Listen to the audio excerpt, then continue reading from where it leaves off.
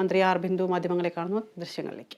അധ്യക്ഷത വഹിച്ച ഞാനും രജിസ്ട്രാറും ഒപ്പുവെച്ചുകൊണ്ട് ബഹുമാനപ്പെട്ട ചാൻസലർക്ക് അതിന്റെ പിറ്റേ ദിവസം തന്നെ നൽകുകയും ചെയ്തിട്ടുണ്ട്. അപ്പോൾ അതാണ് അവിടെ നടന്ന കാര്യങ്ങൾ. അവിടെ എന്താണ് നടന്നതെന്നുള്ളതിനെ സംബന്ധിച്ച് നിരവധി തവണ ഞാൻ മാധ്യമങ്ങളോട് വിശദീകരിച്ച് കഴിഞ്ഞു. അതിൽ നിന്ന് തീർത്തും വിരുദ്ധമായിട്ടുള്ള നിലയിലുള്ള കാര്യങ്ങളാണ് ഇപ്പോൾ VC പറഞ്ഞതായിട്ട് എനിക്ക് മാധ്യമങ്ങളിൽ കാണാൻ കഴിഞ്ഞത്. അടിസ്ഥാനരഹിതമായിട്ടുള്ള കാര്യങ്ങളാണ് VC പറഞ്ഞിട്ടുള്ളത്.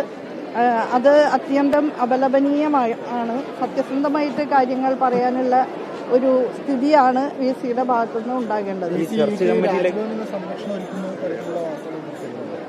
അതൊക്കെ വളരെ സുവ്യക്തമായ കാര്യമല്ലേ? നിങ്ങൾക്ക് ഏതൊരു സാമാന്യ ബോധമുള്ള ആളുകൾക്കും മനസ്സിലാക്കാവുന്ന വിധത്തിലാണ് ഇത് വന്നിട്ടുള്ളത്. അപ്പോൾ തീർച്ചയായും അതിനെ സംബന്ധിച്ച് കൂടുതൽ കമന്റ് ചെയ്ത് എന്റെ നിലവാരം താഴ്ത്താനായിട്ട് ഞാൻ ഉദ്ദേശിക്കുന്നു. അത് ഓരോ സർവകലാശാലയുടെ തീരുമാനപ്രകാരം അവർ ചെയ്യട്ടെ.